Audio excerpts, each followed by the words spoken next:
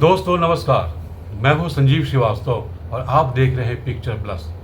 दोस्तों picture plus में आज हम बात कर रहे हैं फिल्म अभिनेता परेश रावल के बारे में। परेश रावल ने हाल में ही यह बयान दिया कि बाबू राव, जो कि हेरा फेरी का एक बहुत ही मोस्ट पॉपुलर कैरेक्टर है, वह कैरेक्टर उनके गले का फंदा बन चुका है।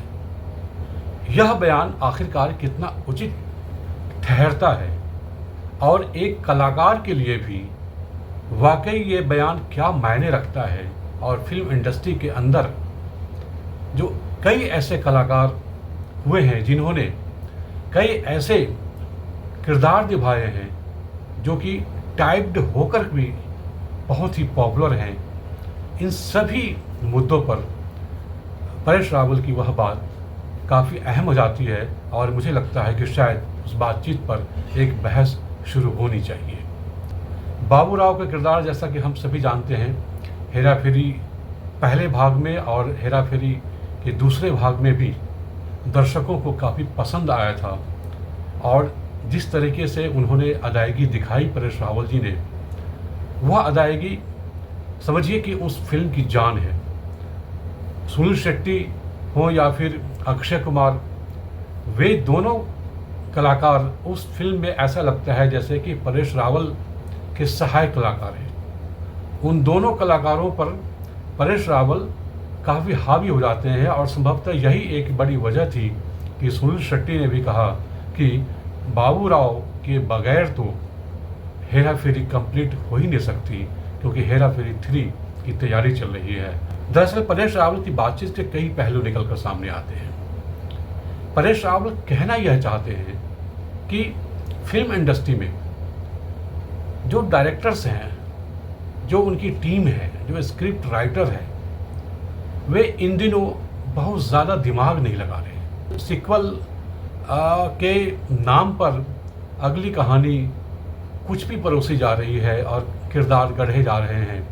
परेश रावल ने यह डिमांड रखी, संभवतः जो बयान में सामने आया है उसके मुताबिक, कि उन्होंने ये कहा कि बाबू राव का किरदार ऐसा होना चाहिए जो अब बिल्कुल नए अंदाज में हो, जो दर्शक अगर देखे तो उनको ये लगे कि जो पहले भाग में या फिर दूसरे भाग में जो बाबू राव थे उससे काफ़ी अलग है।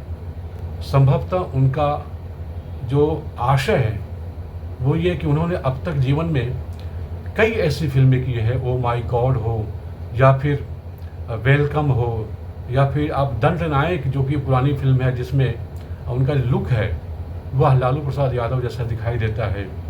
इसके अलावा भी बहुत सारी फिल्में, माला माल वीकली, ऐसी फिल्में आप देखें थे जिसमें परेश रावल जी ने बहुत ही शानदार किस्म की भूमिका निभाई हैं। एक बाबू राव का किरदार इतना ज़्यादा पॉपुलर हो चुका है कि उन फिल्मों के जो किरदार हैं उनके निभाए हुए, वे उस पर भारी पड़ जाते हैं, और उनका ये कहना है कि उनका ये मानना है, ऐसा हमें लगता है कि वो चाहते हैं कि उनके बाकी किरदार भी बाबू राव की तरह ही पॉपुलर हों।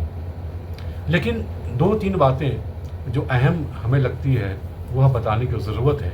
फिल्म इंडस्ट्री में टाइप्ड जो रोल कहलाता है उसके अपने कुछ पॉजिटिव मायने भी हैं, उसके नेगेटिव मायने भी हैं निश्चित तौर पर, कि एक कलाकार को विविध किस्म की भूमिकाएँ निभानी चाहिए और निभाते भी रहे हैं, लेकिन उसके कुछ पॉजिटिव रूप भी दिखाई देते हैं। जैसे कि अगर हम अमजद खान की बात करें, अमजद खान ने शोले फिल्म में काम किया था, और उनका जो सबसे मोस्ट पॉपुलर किरदार है उस फिल्म में वो है गब्बर सिंह का। मुझे लगता है कि शोले के बाद भी अमजद खान ने तमाम फिल्में की हैं, लेकिन वह गब्बर सिंह का किरदार उनकी सभी फिल्मों के किरदार से कहीं ज़्यादा पॉपुलर है और सब पर भारी है।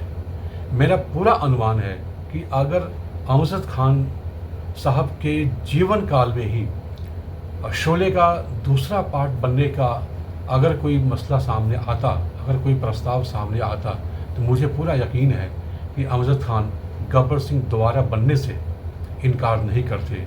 शोले 75 की शोले में जो एक युवा गब्बर सिंह दिखाई देता है, अगर शोले पार्ट 2 अगर बनता उनके जीवन काल में, तो बहुत संभव है कि वह गब्बर सिंह अगर बुज़ुर्ग भी दिखाई देता तो अमजद खान मुझे नहीं लगता शायद वो इनकार करते। इसके अलावा अब देखिए जीवन एक बड़े ही उम्दा कलाकार रहे हैं। उन्होंने जितनी भी फिल्में की हैं वो तकरीबन मिलते जुलते किरदार उनके हैं। कन्हैया लाल, मदर इंडिया के मुंशी लाला, आप उनकी तमाम फिल्में देखिए तो उसमें कई फिल्मों में वो खलनायक भी हैं और बहुत सारी फिल्मों में वो मुंशी लाला का जो मिजाज रहा है मदर इंडिया में, उसी मिजाज के इर्द गिर्द उनकी तमाम फिल्मों के किरदार दिखाई देते हैं। इफ्तिखार आप याद कर लीजिए, फिल्मी पर्दे के लगता है जैसे एक ओरिजिनल पुलिस इंस्पेक्टर हो गए। अगर हम मेन स्ट्रीम में अगर हम मुख्य अभिनेताओं की अगर हम बात करें तो शम्मी कपूर की डांसिंग हमेशा हर फिल्म में एक जैसी दिखाई देती रही है। मुझे नहीं लगता कि शायद कभी उनको बोरियत हुई होगी उससे। राजेश खन्ना की जितनी भी रोमांटिक फिल्में हैं आप उनको देखिए तो आपको ऐसा लगेगा जैसे वो मिलते जुलते हैं।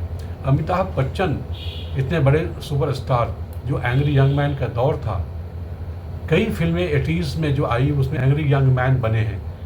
ऐसे बहुत सारे किरदार हैं बहुत सारे फिल्म कलाकारों के, जिस किरदार ने किसी भी अभिनेता को बहुत ही बड़ी पहचान दी है, बड़ी मान्यता दी है।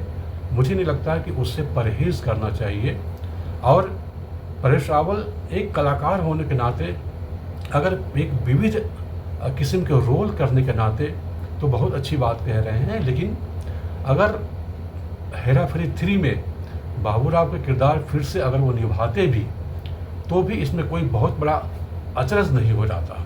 दूसरी बात अहम ये लगती है कि परेश रावल आखिरकार बाबूराव के किरदार से मुक्त कैसे होंगे, क्योंकि बाबूराव तो वैसे भी वेल एस्टैब्लिश किरदार है।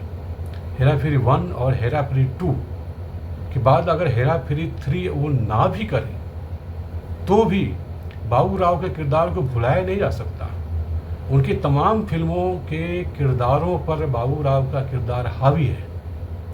अगर 3 वो नहीं भी किया उन्होंने तो भी पार्ट 1 और पार्ट 2 का किरदार जो बाबूराव का है वह हमेशा हमेशा के लिए